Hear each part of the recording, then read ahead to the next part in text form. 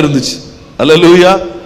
ஒரு குடும்பத்தில் சில நேரங்களில் கர்த்தர் இது ரொம்ப ஆச்சரியமான ஒரு காரியம். இந்த 3 பேருக்கும் தனித்தனி திட்டங்களை கர்த்தர் வச்சிருந்தாரு. அந்த 3 திட்டங்களையும் அழகா ஆண்டவர் நிறைவேற்றினார். குடும்பத்தில் கணவன் மனைவியை சேர்த்து வைத்ததுனால அவர்களுக்கு ஒரே திட்டம் தான் இருக்கும். பொதுவா கணவனுக்கு ஒரு திட்டம், மனைவிக்கு ஒரு திட்டம் தேவன் தருவது இல்லை. அதனால நீங்க இதுல குழம்பிடவே கூடாது. கணவனுக்கு ஒரு திட்டம், மனைவிக்கு ஒரு திட்டம் ஆண்டவர் பொதுவாய் தருவது கிடையாது. 2 பேருக்கும் ஒத்த ஆவிதான் கொடுப்பார். பிள்ளைகள் ஒருவேளை உங்களுடைய திட்டத்தில் இருக்கலாம், அல்லது தேவன் அவர்களுக்கு என்று வேறு திட்டங்களை வச்சிருக்கலாம். அதனால பிள்ளைகளை குறித்த காரியங்களில நீங்க திறந்த மனதோடு நீங்க இருக்கணும். இங்க இந்த 3 பேரும் சகோதர சகோதரிகளா இருந்தபடினால 3 பேருக்கும் ஆண்டவர் வித்தியாசமான திட்டத்தை வச்சிருந்தாரு. ரொம்ப ஆச்சரியம் என்ன தெரியுமா? 3 பேரும் தங்களுடைய திட்டங்களை சரியா நிறைவேற்றினாங்க. ஒருத்தருக்கு ஒருத்தர் ஒத்தாசையா இருந்தாங்க.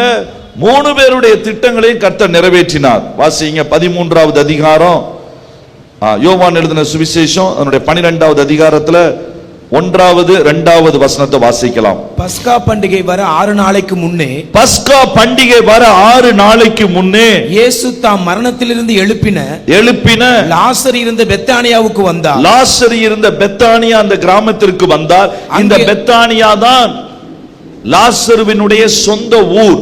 மார்த்தாள் மரியாள் இருந்த ஊர். 11வது அதிகாரம் முதல் வசனத்தை நீங்க வாசிங்க. மரியாளும் சகோதரியாகிய மார்த்தாளும் இருந்த பெத்தானியா கிராமத்தில் உள்ளவனாகிய.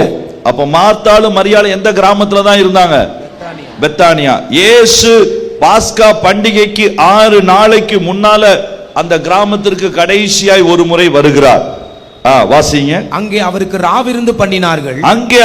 ராவிருந்து பண்ணினார்கள். மார்த்தாள் பணிவிடை செய்தால். போதும். இப்ப மார்த்தாளை குறிச்சு தான் முதல்ல பார்க்க போறோம். இந்த மார்த்தாள் பணிவிடை செய்கிற கிருபை பெற்றவள். She had the spirit of service. நல்லா கவனிங்க. நம்முடைய குடும்பத்தில் அன்றைக்கு மார்த்தாளுக்கு மட்டும்தான் அந்த கிருபை ஒருவேளை அதிகமா வெளிப்பட்டது. ஆனா இன்றைக்கு சபையில் இருக்கிற நம்ம எல்லாத்துக்கும் தேவையான முதல் கிருபை. தேவன் நம்முடைய குடும்பத்தை நல்லா பயன்படுத்தணும். சபையில கர்த்தர் நம்மை பயன்படுத்தணும்னா பணிவிடையின் ஆவி நமக்கு மிக அவசியம். இன்றைக்கு இந்த ஆவி எங்கே அதிகமாய் செயல்படுகிறதோ அந்த இடத்துல தேவ கிருபையினுடைய பெருக்கத்தை நீங்க பார்க்க முடியும். அற்புதமா காரியங்கள் நடக்கிறத பார்க்க முடியும். மார்த்தாளுடைய என்டையர் இதுல மார்த்தாள் டென்ஷன் ஆனது உண்மைதான். மார்த்தாள் கவலைப்பட்டது உண்மைதான். நம்ம எப்போதுமே மார்த்தாள்னாலே என்ன ஞாபகம் வரும்? மார்த்தாளே அநேக காரியங்களை குறித்து அப்படின்னு அவளை பத்தி சொல்லிட்டு நம்ம அவளுக்காக கவலைப்பட்டுக்கிட்டு இருப்போம். மார்த்தாள்னாலே நம்ம யோசிக்கிறோம் கவலைப்படுகிறது தான். இல்ல, மார்த்தாளுக்கு கவலை வந்ததுக்கு காரணம் என்ன தெரியுமா? செய்யப்பட வேண்டிய பணிவிடையில ஏதாவது குறைவு வந்து விடுமோ அதுதான் அவங்க கவலையா இருந்துச்சு. தனக்கு கொடுக்கப்பட்ட கிருபை, தனக்கு கொடுக்கப்பட்ட இந்த காரியம் இதிலே குறைவு வந்து விடுமோ அதுதான் மார்த்தாளினுடைய மிகப்பெரிய ஒரு கவனம். இன்றைக்கு ஆண்டவர் முதலாவது உங்க குடும்பங்கள்ல பணிவிடையின் ஆவி, நம்ம சபையில சின்ன பிள்ளைங்க முதற்கொண்டு பெரியவர்கள் எல்லாருக்குள்ளும் கர்த்தர் எதை தர விரும்புகிறார்? பணிவிடையின் ஆவி. இந்த காரியம் நமக்குள்ள இருக்கும் பொழுது நாம எந்த மனநிலையோட செயல்படுவோம் தெரியுமா? போதகரும் ஆண்டவருமாய் இருக்கிற நானே இந்த கால்களை கழுவினால் நீங்களும் இந்த மாதிரியின்படியே செய்யுங்கள் என்று சொல்லி மற்றவர்களுடைய கால்களை கழுவுவதற்கு நாம் எப்பொழுதும் ஆயத்தமாய் இருப்போம். இந்த பணிவிடையின் ஆவியை உடைய பிள்ளைகள் அதிகமான கிருபையை பெற்றுக் கொள்வார்கள். அதனாலதான் யோவானுடைய ஊழியத்தை குறித்து சொல்லும் பொழுது, யோவான் ஸ்நானகனுடைய ஊழியத்தை குறித்து சொல்லும் போது வேதம் சொல்லுகிறது, அவன் தன் பணிவிடை ஓட்டத்தை நிறைவேற்றின போது, ஊழியத்தை நிறைவேற்றின போது என்று போடவில்லை. ஏனென்றால் யோவானுக்கு எங்க போனாலும் அவனுக்கு இருந்த மிகப்பெரிய பாரம், நான் பணிவிடை செய்ய வேண்டும். அல்லேலூயா. ஆனா இதுவரைக்கும் மார்த்தா செய்த பணிவிடைக்கும் இந்த 12வது அதிகாரத்தில் செய்யப்பட்ட பணிவிடைக்கும் ஒரு வித்தியாசம் இருக்குது. அதனாலதான் நான் சொன்னேன், பணிவிடையின் ஆவி நமக்கு வேண்டும். எப்படி இந்த பணிவிடையை மார்த்தா செஞ்சாங்க தெரியுமா? எங்க போய் அங்க ரா விருந்து பண்ணினார்கள்னு போட்டிருக்குது. பெத்தானியா கிராமத்துல தான் நடந்ததுன்னு போட்டிருக்குது. ஆனா யார் வீட்டுல நடந்தது தெரியுமா? இவங்க வீட்டுல நடக்கல. இயேசு மார்த்தாள் மரியாள் இருந்த ஊருக்கு தான் வந்தாரு. மார்த்தாள் மரியாளும் அந்த வீட்டுக்கு வந்தாங்க. அந்த வீட்லயும் அவங்க பணிவிட தான் செஞ்சாங்க. ஆனா உங்களுக்கு தெரியுமா, அது மார்த்தாள் மரியாள் வீட்டுல நடக்கல. அப்புறம் எங்கெங்க நடந்தது? மார்க் எழுதின சுவிசேஷம் 14வது அதிகாரம் அங்க பாருங்க, அப்பதான் அது புரியும். மார்க் 14வது அதிகாரத்துல 3வது வசனத்தை வாசிக்கலாம். அவர் பெத்தானியாவில் குஷ்டரோகியாய் இருந்த சீமோன் வீட்டிலே யார் வீட்டில? குஷ்டரோகியாய் இருந்த சீமோன் வீட்டிலே போஜன பந்தி இருக்கையில். போதும், இதுதான் கடைசியா போஜன பந்தி இருக்க வந்த இடம். அப்ப அதே பெத்தானியா ஊர்ல யாருடைய வீடு? இன்னொருத்தருடைய வீடு, சீமோன். அங்க போய் இயேசு தன்னுடைய கடைசி விருந்தை எடுக்க இருக்கிறார். நாம மார்த்தாள் இடத்துல இருந்தா என்ன செஞ்சிருப்போம்? இயேசு ஏன் வீட்டுக்கு வராம சீமோன் வீட்டுக்கு போயிட்டார். முதல்ல இயேசு இந்த ஊருக்கு வந்தபோது அவருக்கு வீடு கொடுத்தது யாரு? லூக்கா 10:38 இயேசு முறை அவர் ஒரு கிராமத்துக்கு வந்த பொழுது ஒரு ஸ்திரீ அவரை ஏற்றுக்கொண்டான்னு சொல்லி யாருமே தெரியாதப்ப முதல்ல வீடு கொடுத்தது யாரு? நான் தான். முதல்ல சோறு போட்டது யாரு? நான் தான். முதல்ல பணிவிடை செஞ்சது யாரு? நான் தான். இப்ப இயேசு கடைசியா வர்றாரு. யார் வீட்டுக்கு தான் வரணும்? பக்கத்துல கையை பிடிச்சு சொல்லுங்க. மார்த்தாள் அப்படி இல்ல. மார்த்தாள் அப்படி சொல்லல. இந்த இயேசு என் வீட்டுக்கு வந்தாதான் நான் பணிவிடை செய்வேன்னு சொல்லல. அவளுக்கு ஒன்னே ஒண்ணுதான் தெரியும், இயேசு எங்க இருந்தாலும் ஏன் வேலை அவருக்கு பணிவிடை செய்வது, அதுதான் தெரியும். அதனால கேள்விப்படுகிறாள், ஓ நான் நேசிக்கிற என் இயேசு, என்னை அதிகமாய் நேசிக்கிற இயேசு இந்த பூமியை விட்டு எடுபடுவதற்கு முன்பு, நீங்க உதாரணத்துக்கு வச்சுக்கோங்க, அடுத்த வாரம் நம்ம சாக போறோம்னு டேட்டு கொடுத்தாச்சு. யார் யார் வீட்டுக்கெல்லாம் நீங்க போவீங்க? மகா வீட்டுக்கு, மகா வீட்டுக்கு, மாமனார் வீட்டுக்கு, அப்படிதான் நம்ம போவோம். ரொம்ப க்ளோஸா இருக்கிறவங்க வீட்டுக்கு தான் நம்ம போவோம். சரி, அதை விட்டுருங்க. நீங்க ஒரு இடத்துல வேலை செய்றீங்க, வேலையை முடிச்சிட்டு நீங்க கிளம்பணும். அன்னைக்கு தான் கடைசி நாள், ஓய்வு பெறுவதற்கு கடைசி நாள். யார் வீட்டுக்கு போவாங்க? அவங்க அதிகமா நேசிச்ச வீட்டில் போய் உட்கார்ந்து அன்னைக்கு நைட்டெல்லாம் டின்னர் வச்சு, ஐயோ நம்ம வந்தப்ப எப்படிலாம் இருந்தது, அப்புறம் கட்டி பிடிச்சி அழுது, ரெண்டு பேரும் ஒருத்தருக்கு ஒருத்தர் கிஃப்ட் எல்லாம் கொடுத்து சரின்னு சொல்லி அந்த ஃபேர்வெல் ஃபங்க்ஷனை முடிப்பாங்க. ஆனா இயேசு கிறிஸ்து கடைசி ஃபேர்வெல யார் வீட்டை ரொம்ப நேசிச்சாரோ, யார் வீட்டுல இயேசுவே அதிகமாய் அன்பு கூர்ந்த என்று எழுதப்பட்ட அந்த வீட்டுக்கு இயேசு போகல. அதே ஊரு, ஆனா சீமோன் வீட்டுக்கு போறாரு. அல்லேலூயா. இயேசு தன்னுடைய வீட்டிற்கு வரவில்லை என்கிற கோபம் அவளுக்கு இல்லை. தான் இயேசுவுக்கு பணிவிடை செய்ய அழைக்கப்பட்டவள் என்பதிலே மாத்திரம் அவ தெளிவா இருந்தா. இரண்டாவது விஷயம், சீமோன் மட்டும் எழுதியிருந்தா பரவாயில்ல, அவனுக்கு என்ன வியாதி இருந்துச்சாம்? குஷ்டரோகியா இருந்தா. ஓ, குஷ்டரோகத்துக்கு அந்த நாள்ல மாத்திரை கிடையாது. குஷ்டரோகத்துல அந்த நாட்கள்ல சுகமாயிருந்தா கூட ஒரு பயம் இருக்கும். ஒருவேளை இவனுக்கு வந்த குஷ்டம் இன்னமும் இருக்கிறதா இல்லையா என்கிற ஒரு பயம், தடுமாற்றம் அந்த நாட்களிலே ஜனங்களுக்குள்ளே இருந்தது. அப்படிப்பட்ட சூழ்நிலையில சீமோன், ஐயோ இயேசுவுக்கு பணிவிட செய்யலான்னு யோசிச்சேன், பரவாயில்ல வேற வீடுனா கூட பரவாயில்ல, ஆனா அந்த வீட்டில் இருக்கிறவனுக்கு என்ன இருக்குது? உதாரணத்துக்கு வச்சுக்கோங்க, கொரோனா ஒருத்தருக்கு இருக்கு. ஆண்டவர் உங்களை பார்த்து சொல்றாரு, நீ போய் உன் தெருவில் இருக்கிற அந்த வீட்டுக்கு சுவிசேஷம் சொல். எந்த வீடு ஆண்டவரே? சொல்லும். அந்த கொரோனா வந்து சாக கிடக்கிறானே அவனுக்கு. நீங்களும் நானே என்ன சொல்லியிருப்போம்? கர்த்தாவே உமக்கு சித்தமானால் பக்கத்து வீட்டில் இருக்கிற இன்னொருவரை அனுப்பும், அல்லது பாஸ்டருக்கு ஞாபகப்படுத்தும், அல்லது இன்னும் கொஞ்சம் வித்தியாசமா செஞ்சிருப்பாங்க. என்ன ஆண்டவருக்கே சொல்வாங்க, நீ சமீபத்திற்கு மாத்திரம் ஆண்டவர் அல்ல, தூரத்திற்கும் ஆண்டவர். என்னுடைய வலது கை அந்த வீட்டை நோக்கி நான் திருப்புகிறேன், கர்த்தர் வார்த்தையை அனுப்பி சுகப்படுத்துவார். பக்கத்துல கையை பிடிச்சு சொல்லுங்க. எல்லாம் நம்மளை பத்தி தான், எல்லாமே நம்ம சொல்லுவோம். ஆனா குஷ்டரோகியா இருந்த வீட்டுக்கு போய் இன்னொரு வீட்டுக்கு இவங்க போயிருக்கிறாங்க. அப்ப இவங்க கெஸ்டா இல்ல ஹோஸ்டா? இவங்க அந்த வீட்டினுடைய விருந்தாளியா இல்ல இவங்க விருந்து செய்யறவங்களா? நீங்க இன்னொரு வீட்டுக்கு போயிருக்கிறீங்க, அப்ப நீங்க யாரு? விருந்தாளி. அது இயேசுவுக்கு க்ளோஸான ஃபேமிலி. அதுவும் 11வது அதிகாரத்துல இயேசுவே அழுகிறார். ஐயோ, இந்த இயேசுவே அழுத குடும்பத்துல இந்த குடும்பத்தை பார்த்தாங்க அழுதாரு. மார்த்தாலும் மரியாளும் டிப் டாப்பா போய் அழகா இயேசுவுக்கு பக்கத்து சீட்டை பிடிச்சி கிடைக்கிற ரொட்டியும் சிக்கனையும் சாப்பிட்டுட்டு சந்தோஷமா அல்லே லூயா ஆமேன்ட்டு வந்திருக்கலாம். ஆனா அந்த வீட்டுக்கு போயும் இந்த அம்மா என்ன செய்யறாங்க? பணிவிடை செய்யறாங்க. எந்த வீட்டுக்கு விருந்தாளியா போக முடியுமோ அந்த வீட்லயும் பணிவிடை செய்யறாங்க. எந்த இடத்திற்கு இயேசு இவங்க வீட்டுக்கு வந்திருக்கணும் வராம இன்னொரு வீட்டுக்கு போறாங்க, அந்த வீட்டுக்கும் போறாங்க. எல்லாத்த விட குஷ்டரோகி ஐயா, குஷ்டரோகியா இருந்தா டாக்டரா இருக்கிற நானே கிளவுஸ் போட்டு தான் பார்ப்பேன். அதுதான் எங்களுடைய மெடிக்கல்ல எங்களுக்கு சொல்லி கொடுத்திருக்கிற காரியம். இன்ஃபெக்ஷியஸ் டிசீஸ், பரவக்கூடிய வியாதி எது வந்தாலும் மாஸ்கையும் கிளவுஸையும் போட்டு தான் நாங்க ட்ரீட் பண்ணணும். யுனிவர்சல் பிரிகாஷன் என்று சொல்லி 6 to 8 காரியங்கள் எங்களுக்கு சொல்லி கொடுப்பாங்க. அது இல்லாம நம்ம தொடக்கூடாது. ஏனென்றா நான் இவரை தொட்டுறலாம், ஆனா நான் சரியா கழுவாம இன்னொரு நோயாளியை நான் தொட்டா என்ன செய்வேன்? இங்க இருந்து வியாதி அங்க கொண்டு போயிருவேன். அதனால எப்போ சிஸ்டர் சொல்றாங்களோ டாக்டர் லெப்ரசி பேஷண்ட் வந்திருக்கிறாங்க, அவங்களே கிளவுஸ் கொடுத்துருவாங்க. டாக்டர் டிபி பேஷண்ட் வந்திருக்கிறாங்க, மாஸ்க் கொடுத்துருவாங்க. டாக்டர் HIV எய்ட்ஸ் பேஷண்ட் வந்திருக்கிறாங்க, 2 கிளவுஸ் கொடுத்துருவாங்க.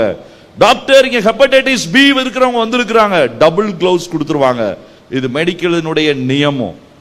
அதனால அவங்கள தொடுவது கவனமாய் தொடணும்னு சொல்லி மேல போடுற ஏப்ரானையும் சிஸ்டர்ஸே எடுத்து கொடுத்துருவாங்க, நர்சஸே. அதுதாங்க நியமம். ஆனா குஷ்ட ரோகியா இருந்தவனுடைய வீட்டுல எதை குறிச்சு யோசிக்காம என்னுடைய அழைப்பு பணிவிடை, என்னுடைய அழைப்பு த ஸ்பிரிட் ஆஃப் சர்வீஸ். நான் எங்க போது என்னுடைய அழைப்பு பிரசங்கம் இல்ல, என்னுடைய அழைப்பு பெரிய காரியம் அல்ல, என்னுடைய அழைப்பு மற்றவர்களுடைய கால்களை கழுவுவது, என்னுடைய அழைப்பு மற்றவர்களை இளைப்பாற செய்வது, என்னுடைய அழைப்பு மற்றவர்களை தேரச் செய்வது. இதுதான் என்னுடைய அழைப்பு. என் வார்த்தையா இருக்கட்டும், நான் தருகிற உணவா இருக்கட்டும், நான் செலவழிக்கிற சில நேரங்களா இருக்கட்டும், எதிர்மறையானவைகளை நான் சொல்லி அவர்களை கெடுத்து அவர்களை உடைக்க நான் விரும்பவில்லை. அவர்களுக்கு ஊழியம் செய்து தேரச் செய்து உற்சாகப்படுத்த நான் விரும்புகிறேன் என்று சொல்லி பணிவிடை ஆவியை பெற்றவளாய் மார்த்தாள் ஊழியம் செய்தாள். அல்லேலூயா. எனக்கு ஆச்சரியமான காரியம். இரண்டாவது, ஒரு வீட்டிலே இருந்த மூத்தவளுக்கு பணிவிடை ஆவியை, அந்த ஓட்டத்தை கர்த்தர் கொடுத்திருந்தார். யோவான் 12வது அதிகாரத்துக்கு வாங்க. இப்ப 2வது சகோதரியை குறித்து வேதம் அங்கே சொல்லுகிறது. 3வது வசனம், யோவான் 12:3. அப்பொழுது மரியாள் விலையேற பெற்ற களங்கம் இல்லாத நலதம் என்னும் தைலத்தில் ஒரு ராத்தல் கொண்டு வந்து அதை இயேசுவின் பாதங்களிலே பூசி தன் தலைமயிரால் அவருடைய பாதங்களை துடைத்தாள். அந்த வீடு முழுவதும் தைலத்தின் பரிமளத்தினால் நிறைந்தது. நல்லா கவனிங்க, கடைசி வரியை நீங்க கவனமா படிங்க. வீடு முழுவதும் தைலத்தின் பரிமளத்தினால் நிறைந்தது. இவ செய்த ஒரு காரியம் அந்த வீட்டையே நறுமண வீடாய் மாற்றிற்று. இவள் செய்த ஒரு காரியம் அந்த வீட்டையே மனமுள்ள விரும்பத்தக்க, எல்லாரும் வீட்டில் அடிச்சு அந்த சென்ட்டை பார்த்த உடனே அப்பா சூப்பரா இருக்குது, இந்த வீட்டில் இன்னும் கொஞ்ச நேரம் உட்கார்ந்துட்டு போகலான்னு சொல்லி எல்லாரும் சொல்லக்கூடிய நறுமணம் நிறைந்த வீடாய் யார் மாற்றினா? மரியாள் மாற்றினாள். என்ன செஞ்சு மாற்றினா? அவள் செஞ்ச ஒரே ஒரு காரியம், இயேசுவின் பாதத்திலே மறுபடியும் போனாள். மரியாளை குறித்து 3 முறை சுவிசேஷத்துல சொல்லப்பட்டிருக்குது. 3 முறை அவ எங்கதான் இருக்கிறா? இயேசுவின் பாதத்தில் இருக்கிற. முதல் காரியம் அவர்கள் எடுத்த பாக்கியமான தீர்மானம். 2வது மார்த்தாளுக்கு இருந்த பணிவிடையின் ஆவி. இங்க 3வது பாதத்தில் அமரும் பழக்கம். இது எங்க போனாலும் அவளுக்கு அதுதான் வரும். மரியாள் என்று சொன்னாலே இப்ப யோசிக்கிறா. முதல் முறை வீட்டுக்கு வரும் பொழுது பாதத்துல உட்கார்ந்து நீர் என்னெல்லாம் சொல்ல போறீர் ஆண்டவரே சொல்லும். நீங்க நிறைய மற்றவங்களுக்கு சொல்லி கொடுத்தீங்க, சமாரியன் ஓமையை சொல்லி கொடுத்தீங்க, மற்றதை சொல்லி கொடுத்தீங்க. நானும் ஒரு யூத பெண், வெளியரங்கமாய் வந்து அதை கேட்க முடியாது, கேள்வி கேட்க முடியாது. ஆனா இப்ப எங்க வீட்டுக்கு வந்திருக்கிறீங்க, சொல்லி கொடுங்க. நித்திய ஜீவன்னா என்ன, பரிசுத்தம்னா என்ன, ஆத்தும ஆதாயம்னா என்ன, ஊழியம்னா என்ன, சொல்லிக் கொடும். பாதத்திலே உட்கார்ந்து ராஜ்யத்திற்கு உரியவைகளை கேட்டுக்கொண்டே இருந்தாள். அல்லேலூயா. அதனாலதான் ஆண்டவர் சொன்னார், தன்னை விட்டு எடுபடாத நல்ல பங்கை இவள் தெரிந்து கொண்டாள். அப்படி என்றால் நல்ல பங்கு என்றாலே அது பரம ராஜ்யம். ராஜ்யத்திற்கு உரியவைகளை தான் அவ கேட்டுக்கொண்டே இருந்திருக்கணும். எல்லா ரகசியங்களை சொல்லுங்க. ஏன்னா சீஷர்களுக்கு தான் அவர் ரகசியங்களை சொன்னார், மற்றவர்களுக்கு ஓமையாகத்தான் பேசினார். அந்த ஓமை எனக்கு சொல்லி கொடுங்க. நிறைய கேள்வி கேட்டிருப்பாங்க. இயேசுவுக்கே ரொம்ப சந்தோஷம், இவன் இங்கேயே இருக்கட்டும், சாப்பாட்டுக்கு ஹெல்ப் பண்ணலைனாலும் பரவாயில்லைன்னு சொல்லி அங்கேயே உட்கார வச்சுட்டாரு. இரண்டாவது முறை தன்னுடைய தம்பியினுடைய மரணம், இயேசு வருகிறார். இயேசு வரும்பொழுது இவளால் விசுவாசிக்க முடியவில்லை. இனி இயேசு அற்புதம் செய்ய முடியுமா என்று சொல்லி, இயேசுவே இனி நாங்கள் என்ன செய்வோம், இருந்த ஒரு தம்பியும் செத்து போனான் என்று சொல்லி 11வது அதிகாரத்திலே மறுபடியும் பாதத்திலே விழுகிறாள், ஜெபமாய் விழுகிறாள். எனக்கு ஒண்ணும் முடியாத ஆண்டவரேன்னு சொல்லி. இப்ப 3வது தருணம். இந்த தருணத்துல ராஜ்யத்தை பற்றி அவள் கேட்பதற்கு அல்ல, தனக்கென்று ஒரு அற்புதத்தை பெற்றுக் கொள்வதற்கு அல்ல, தான் என்ன செய்ய வேண்டும் என்கிற எண்ணம் வந்தது. இப்ப 3வது வாய்ப்பு அவளுக்கு கிடைக்கிறது. முதல் வாய்ப்பிலே வெளிப்பாடை பெற்றுக் கொண்டாள், 2வது வாய்ப்பிலே ஒரு பெரிய அற்புதத்தை பெற்றுக் கொண்டாள். ஆனால் 3வது வாய்ப்பு, இயேசுட்ட வேற ஏதாவது கேட்டுருவோமா அப்படின்னு தான் யோசிச்சிருப்பாங்க. இயேசு பொதுவா ஒரு வீட்டுக்கு போனாலே, மார்க் 2வது அதிகாரம் அழகா சொல்லுது, திரளான ஜனங்கள் உடனே வீட்டுக்கு வந்துருவாங்க. எதுக்கு? ஏதாவது ஒரு அற்புதம் நடக்கணும், ஏதாவது இயேசுவை தொடணும், இயேசுவிட்ட இருந்து கேட்கணும். அது தவறல்ல. இயேசுவை நெருக்கி தங்களுடைய தேவைகளுக்காய் ஓடி வந்தவங்க நிறைய இருந்தாங்க. அதுதான் கடைசி வரைக்கும் இருந்தது. மரியாளும் முதல் 2 முறை அதைத்தான் செய்தாள். முதலிலே ஆவிக்குரிய வெளிப்பாடை பெற்றுக் கொண்டாள், 2வது ஒரு பெரிய அற்புதத்தை பெற்றுக் கொண்டாள். ஆனால் 3வது முறை இப்ப வீட்டில இருந்து வரும்பொழுதே முடிவு பண்ணிட்டா. ஏன்னா இயேசுவை பார்த்துட்டு திரும்ப போய் தைலத்தை எடுத்து கொண்டு வந்தாள்னு போட்டிருக்கா, போடல. யாரை பார்க்க போறோம்? இயேசுவை பார்க்க போறோம். யார் வீட்டுக்கு போறோம்? இது நம்ம வீடு இல்ல, சீமோனுடைய வீடு. நிறைய பேர் அவர் கூப்பிட்டிருக்கலாம், நிறைய காரியம் செஞ்சிருக்கலாம். நான் என்ன செய்யலாம்? திடீரென்று அவள் யோசிக்கும் பொழுது அவளுக்குள் வேத வசனம் சொல்லுகிறது, தீர்க்க தரிசன ஆவி செயல்பட்டது. பாத்தீங்களா? இயேசுவுக்கு செய்யணும்னு யோசிச்ச உடனேயே உள்ளத்துக்குள்ள என்ன ஆவி செயல்படுது? தீர்க்க தரிசன ஆவி. நம்ம சில நேரம் யோசிக்கிறோம், யாரோ ஒரு ஊழியக்காரர் வந்து நம்ம மேல கையை வச்சு ஜெபம் பண்ணாதான் தீர்க்க தரிசனம் செயல்படணும். இல்ல, நான் இயேசுவுக்கு எதையாகிலும் செய்யணும்னு நினைக்கும் போதே ஒவ்வொரு விசுவாசிக்குள்ளேயும் நான் நம்புகிறேன், தீர்க்க தரிசன ஆவி கட்டாயம் செயல்படும்.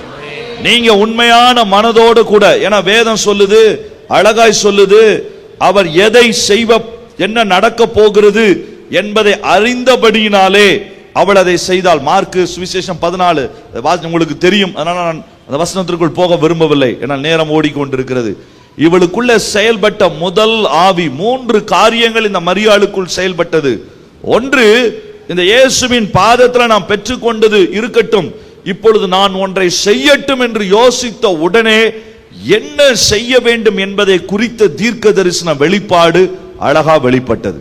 பக்கத்துல கைப்பிடி சொல்லுங்க, நீங்க கொஞ்சம் ஆசைப்பட்டீங்கனாலே இயேசு உங்களுக்கு வெளிப்படுத்துவார். நான் அதனாலதான் முதல்ல ஆரம்பிக்கும் போதே சொன்னேன், ஒரு ஸ்டெப் நான் வைக்கணும் ஆண்டவரே அப்படின்னு நீங்க யோசிச்சீங்கன்னா கர்த்தர் வெளிப்படுத்துவார். இந்த மரியாள் ஒண்ணுதான் யோசிச்சா. வீட்டில இருந்து வரும்போதே இவா இதுக்கு முன்னாடி உள்ள ஆளா இருந்தா எதை தெரியுமா எடுத்துட்டு வந்திருப்பா? திரும்ப ஒரு நோட்ஸையும் டைரி தான் எடுத்துட்டு வந்திருப்பா. இயேசுட்ட 4 கேள்வி பாக்கி இருக்குது, அதை கேட்டுருவோம். அல்லது இயேசுட்ட வெளிப்பாடு பெற்றாச்சு, இயேசுட்ட தம்பிக்கு அற்புதம் வாங்கியாச்சு, 3வது கல்யாணத்துக்கு ஒரு நல்ல மாப்பிள்ளையாவும் சொல்லிட்டு போயிருங்க என்று சொல்லி தன்னுடைய தேவைகளை சொல்லி இருக்கலாம், தவறல்ல. அல்லது தனக்குரியதை கேட்டிருக்கலாம், தவறல்ல. ஆனா வீட்டில இருந்து வரும்போதே எதை கேட்கணும் அப்படின்ற எண்ணத்துல இல்ல, எதை கொடுக்கணும்னு தைலத்தை கொண்டு வந்துட்டான். அல்லேலூயா. அவளுக்கு ஒரு வெளிப்பாடு வருகிறது. பாத்தீங்களா? இயேசுவுக்காக தன்னுடைய வாழ்க்கையை கொடுக்க நினைக்கிறவள். எனக்கு வேதத்துல ரொம்ப பிடிச்ச ஒரு அற்புதமான வசனங்கள்ல ஒரு வசனம், ஏசாயா தீர்க்கதரிசியின் புஸ்தகம் 35வது அதிகாரம். இந்த வசனம் நிச்சயமாய் உங்களுடைய அநேகரை உற்சாகப்படுத்த நான் நம்புகிறேன். ஏசாயா 35வது அதிகாரத்துல 8வது வசனத்தை வாசிங்க பார்ப்போம். அங்கே பெரும்பாதையான வழியும் இருக்கும். அங்கே பரத்திற்கு போவதற்கு பெரும் பாதையான ஒரு வழி இருக்கும். அது பரிசுத்த வழி எனப்படும். அது பரிசுத்த வழி எனப்படும். தீட்டுள்ளவன் அதிலே நடந்து வருவது இல்லை. தீட்டு உள்ளவன் அதிலே நடக்க முடியாது. அந்த வழியில் நடக்கிறவர்கள், இந்த கடைசி 2 லைனை பாருங்க. அந்த பரிசுத்த வழியிலே மனதார நடக்கிறவர்கள் பேதையராய் இருந்தாலும் திசை கெட்டு போவதில்லை. அல்லேலூயா. நான் சாதாரண தமிழ்ல சொல்லட்டுமா? உண்மையா நேசிச்சு பரலோகம் போக வேண்டும், நித்திய வாழ்க்கை தான் என் வாழ்க்கை என்று சொல்லி பரிசுத்த பாதையில நீங்க நடந்தா நீங்க முட்டாளா இருந்தாலும் வழி தப்புவதில்லை. அதுதான் இந்த வசனம். இது எப்ப தெரியுமா ஆண்டவர் என்கிட்ட பேசினாரு? ஒரு நாள் நான் ஆண்டவர்கிட்ட சொன்னேன், ஒண்ணுமே புரியல ஆண்டவரே, என்ன தீர்மானம் எடுக்கிறதுனே தெரியல. இந்த பக்கம் போகணுமா, இந்த பக்கம் போகணுமா, இந்த பக்கம் போகணுமா, ஊழியத்திற்கு போகணும் ஆண்டவர் என்னை கூப்பிட்டாரு. நான் ஊழியத்திற்கு போவதற்காக 2004 வெயிட் பண்ணிட்டு இருக்கிறேன். ஆனா என்னோட கூட இருக்கிற நண்பர்கள் சொல்லுகிறார்கள், அங்கே வேண்டாம், எல்லாம் ஆவிக்குரிய நண்பர்கள், நீ இந்த ஹாஸ்பிட்டலுக்கு போய் நீ கொஞ்சம் பயிற்சி எடு. அந்த ஹாஸ்பிட்டலுக்கு நான் போனேன். அங்க நல்ல மூத்த அனுபவம் மிக்க மற்றவர்கள் இருந்தார்கள். அவர்கள் சொன்னார்கள், இந்த இடத்துக்கு நீ போக வேண்டாம். ஐயோ, எல்லாரும் வேண்டாம் என்று சொல்லுகிறார்களே, ஆவிக்குரியவர்கள் வேண்டாம் என்று சொல்லுகிறார்கள், பேரண்ட்ஸ் பெற்றோர்கள் வேண்டாம் என்று சொல்லுகிறார்கள், உறவினர்கள் வேண்டாம் என்று சொல்லுகிறார்கள். ஒரு பக்கம் பெரிய அழுத்தம், இன்னொரு பக்கம் அன்னைக்கு தான் கவர்மெண்ட் ஆர்டர் வருது, நீர் அரசாங்க கவர்மெண்ட் டாக்டரா வரணும். இந்த நேரத்தில் நம்மளா இருந்தா என்ன யோசிச்சிருப்போம்? ஓ, கர்த்தர் காண்பிக்கிற வழி இதுதானோ அப்படின்னு போகக்கூடிய சூழ்நிலை. அதற்கு அதே நாள் நான் ஜெபித்துக் கொண்டிருக்கிற அதே நாள் திடீரென்று போன் வருகிறது. எங்க அம்மாவுக்கு எங்க சொந்த உறவினர், ரொம்ப க்ளோஸ் ரிலேட்டிவ், ஹார்ட் அட்டாக்ல இறந்து போயிட்டார். எங்க அம்மா சொன்னாங்க, ஜெபம் பண்ணதெல்லாம் போதும், அங்க வா ரெடியா. ஆண்டவரே, ஒண்ணுமே புரியலையே, ஒரே குழப்பத்தின் மேல குழப்பமா இருக்குதே. நான் முழங்கால் போட்டு ஓன்னு அழுது எங்க வீட்டுல உட்கார்ந்து நான் ஜெபிச்சுக்கிட்டு இருந்தேன். ஆண்டவரே, எப்படி போறதுன்னு தெரியல, என்ன செய்யறதுன்னு தெரியல. ஆனா நீங்க பீகாருக்கு போக சொன்னீங்க, ஆனா இவங்கெல்லாம் இப்படி சொல்றாங்க, இவங்கெல்லாம் இப்படி சொல்றாங்க, காரியங்கள் இப்படி இருக்குது, குழம்பி போய் இருக்கிற ஆண்டவரே அப்படின்னு நான் சொல்லும் போது, ஆண்டவர் இந்த வசனத்தை பேசின உடனே எனக்கு இன்னொரு போன் கால் வந்தது. அதுக்குள்ள எங்க அம்மா போனாங்க. நான் சொன்னேன், நீங்க முன்னாடி போங்கம்மா, நான் ஒரு 1/2 மணி நேரம் கழிச்சு வர்றேன். எங்க அம்மா போகும்போதே சொல்லிட்டு போனாங்க, 1/2 மணி நேரம் சொல்லிட்டு வராம இருந்துராது, கண்டிப்பா வரணும்னு சொல்லி. ஆனா எனக்கு போக மனசே இல்லை, ஏன்னா உள்ளுக்குள்ள பெரிய குழப்பம். ஆனா அந்த போன் கால் வந்த பொழுது நான் போனை எடுத்தேன். அவர் யாருனே எனக்கு யாருனே தெரியாத ஒரு நபர் அல்ல, தெரிந்த நபர் தான். ஆனால் நான் எதிர்பார்க்காத ஒரு நபர். அவர் என்கிட்ட போன் பண்ணி சொன்னாரு, நீ சொன்ன இடத்திற்கு, நீ பீகாருக்கு போய் ஊழியம் செய்வதற்கு எல்லா வாசல்களையும் கர்த்தர் திறந்துட்டாரு, அதற்கு ஏற்ற காரியங்களை செஞ்சிருக்கிறாரு, இன்றைக்கு சாயந்தரமே நீ கிளம்பி என்னை பார்க்க வா என்று சொல்லி அன்னைக்கு நான் அவரை பார்க்க போனேன். அவரோட ஜெபத்துல நேரம் செலவழிச்சேன். ஒரு பெரிய தெளிவை கர்த்தர் உண்டாக்கினார். அன்னைக்கு தான் ஆண்டவர் சொன்னாரு, நீ பேதையா இருந்தாலும் வழி கெட்டு போவதில்லை, திசை கெட்டு போவதில்லை. அல்லேலூயா. நம்ம பெரிய படித்தவர்களாய் ஞானம் உள்ளவர்களாய் இருந்திருக்கணும்னு அவசியம் இல்லை. ஆனால் பரிசுத்த மார்க்கத்திலே பரத்திற்கு நேராய் போகிற பாதையில போகணும்னு ஆசை இருந்தா போதும். பேதையராய் இருந்தாலும் வழி கெட்டு போக மாட்டோம். அங்கதான் மரியாளுக்கு அழகா நடக்குது. இவ ஜெபிக்கும் பொழுது ஆண்டவர் சொல்றாரு, நீ தைலத்தை எடுத்துரு. எதுக்கு? இயேசுவை அடக்கம் பண்ண போறாங்க. மார்த்தாளுக்கு தெரியாது, ஆனா இவளுக்கு ஒரு சின்ன வெளிப்பாடு, இதுதான் நான் இயேசுவை கடைசியாய் சந்திக்கிற தருணமா இருக்குமோ, ஒருவேளை அப்படி ஆகிவிட்டால், ஏனென்றால் இயேசுவை கொலை செய்ய வேண்டும் என்கிற பேச்சு நகரம் முழுவதும் போய்கொண்டிருக்கிறது. உடனே அந்த தைலத்தை எடுத்தாள். தைலம் என்ன தெரியுமா? அவளுடைய திருமணம் நிச்சயிக்கப்பட்ட பெண்கள் தான் இந்த தைலத்தை வாங்குவார்கள். இந்த தைலத்தை வாங்கி வைத்து தனக்கு வரப்போகிற கணவனுக்கு அதை பரிசாய் கொடுப்பார்கள். இது 1 வருடத்தினுடைய அந்த வேலையினுடைய அளவிற்கு பண மதிப்பு உடையது. அதுவும் நளதம் என்கிற இந்த காரியம் சமீபத்திலே திபெத் பார்டர்ல ஊழியம் செய்கிற தர்மியான நண்பர் தாஸ் என்ற ஒரு அண்ணன் இருக்கிறாங்க, நேபாள் திபெத் பார்டர்ல. அவங்க ஒரு நாள் டெக்ஸ்ட் பண்ணாங்க, டாக்டர் நான் இந்த இடத்துக்கு போயிருந்தேன், நளத தைலத்தினுடைய செய்யப்பட்ட மரத்தையும் செடியையும் நான் பார்த்தேன்னு ஒரு போட்டோ அனுப்பியிருந்தாங்க. அந்த மரத்துக்கு பேரே என்னதான்? இது நளதம். அங்க இருந்துதான் அதை கொண்டு போயிருக்கிறாங்க. அப்படின்னா அந்த நாட்கள்ல அது வெளிநாட்டிலிருந்து வந்த ஒரு காரியம், அதிக பணம் இருந்திருக்கணும். ஆண்டவர் அதை காண்பித்து தன்னுடைய மணவாளனுக்கு கொடுக்க வேண்டிய அதை அவ கையில எடுத்துட்டு போறா. கண்டிப்பா எல்லாரும் தெரியுற மாதிரி எடுத்துட்டு போயிருந்தா மார்த்தாலே திட்டிருப்பா, இதே எதுக்குடி இப்ப தூக்கிட்டு வர்ற அப்படின்னு. அதனால யாருக்கும் தெரியாம ஒளிச்சுதான் வச்சிருந்திருப்பாங்க. மார்த்தாள் செய்ய வேண்டிய பணிவிடைகள் எல்லாம் முடிகிற வரைக்கும் வெயிட் பண்ணிட்டு இருக்கிறாங்க. வெயிட் பண்ணி முடிஞ்ச உடனே தன்னுடைய தருணம், தன்னுடைய நேரம் தெரிஞ்ச உடனே இயேசுவின் பாதத்துல அதை முழுக்க, அதை பொதுவா உடைக்க மாட்டாங்க, அதை கொஞ்சம் கொஞ்சமா தான் ஸ்பிரிங்கிள் பண்ணுவாங்க. ஏன்னா ஒரு முறை நீங்க உடைச்சிட்டீங்கன்னா அந்த பாட்டிலினுடைய காரியங்களை உடைச்சிட்டீங்கன்னா மறுபடியும் அதை லாக் பண்ண முடியாது. எல்லாம் வேக வேகமா அந்த முழு சென்ட்டும் வெளியில வர ஆரம்பிச்சிடும். அதனால கொஞ்சம் கொஞ்சமா தான் அதை யூஸ் பண்ணுவாங்க. ஆனா இவ யோசிச்சா, இல்ல இது இயேசுவுக்கு கொஞ்சம் கொஞ்சமா கொடுத்தெல்லாம் நேரம் போதாது. ஏனென்றால் காலம் தருணம் அறிந்தவளா ஒரு உடைத்து ஊற்றி கொடுத்தாள். அல்லேலூயா. இயேசுவின் முதல் வருகைக்கே அவள் அந்த தைலத்தை உடைக்க முடியும் சொன்னா, இயேசுவினுடைய இரண்டாம் வருகை எப்போது நடக்கும் என்றே நமக்கு தெரியாது. இன்றைக்கே நாம உடைக்கிற நாட்களாய் அது மாற வேண்டும். என் வாழ்க்கையினுடைய ஏதோ ஒரு பகுதியை நான் இயேசுவுக்கு கொடுத்திருக்கிறேன், இல்ல என் வாழ்க்கையினுடைய கொஞ்சத்தை நான் இயேசுவுக்கு தருவேன், இல்ல ஞாயிற்றுக்கிழமை தருவேன், இல்லங்க இயேசுவுக்கு உடைத்த வாழ்க்கை தேவை, முழுமையாய் தந்த வாழ்க்கை தேவை. இந்த மரியாள் அழகாய் அதை செய்து முடித்தாங்க. மூணாவது அவங்க செஞ்ச காரியம் பாதத்திலே அமரும் பழக்கம். நீங்க ஆண்டவருடைய பாதத்தில் அமர்ந்து பழகுங்க, கர்த்தர் உங்களுக்கு எல்லாவற்றையும் அழகா வெளிப்படுத்தி காண்பிப்பா. அவருடைய பாதத்தில் அமருகிற பழக்கம் இல்லாததுனாலதான் பதறுகிறோம். அவருடைய பாதத்திலே அமருகிற பழக்கம் இல்லாததினால்தான் மற்றவர்களை பார்க்கிறோம். இல்லை, பாதம் அமருகிற பழக்கம் வேண்டும். அதிகாலையிலே ஜெபிக்கிற பழக்கம் வேண்டும். நீங்க முடிந்த அளவிற்கு காலையில 4 மணியிலிருந்து 6 மணிக்குள்ள ஜெபிக்கக்கூடிய பழக்கத்தை கட்டாயம் வச்சுக்கோங்க. ஒருவேளை இரவுல நீங்க ஜெபிக்கிற பழக்கம் இருந்தா ஸ்தோத்திரம், நான் வேண்டான்னு சொல்லல. ஆனால் காலையில எழுந்து ஜெபிக்கிற ஜெபம் மிக அவசியம். என்னுடைய தூக்கத்தை, எனக்கு தேவையான சுகத்தை உடைச்சுதான் நாங்க உட்கார முடியும். அதனால முயற்சி செய்யுங்கள். பாதம் அமருகிற பழக்கம் குடும்பத்தில் அதிகமாய் வேண்டும். மூன்றாவது, கடைசியாய் ஒரு வார்த்தை மட்டும் சொல்லி நம்ம ஜெபிக்க போறோம். மூன்றாவது, அவங்க தம்பிக்கு இருந்த காரியத்தை பாருங்க. 12வது அதிகாரம் 10வது வசனம் 11வது வசனம். லாசருவின் நிமித்தமாக யூதர்களில் அநேகர் போய் இயேசுவினிடத்தில் விசுவாசம் வைத்தபடியால். லாசருவின் நிமித்தம் எத்தனை பேர் வச்சாங்க? யூதர்கள்ல அநேகர் விசுவாசம் வச்சாங்க. ஆனா 9வது வசனம் பாருங்க, அது ரொம்ப ஆச்சரியமான ஒரு வசனம்.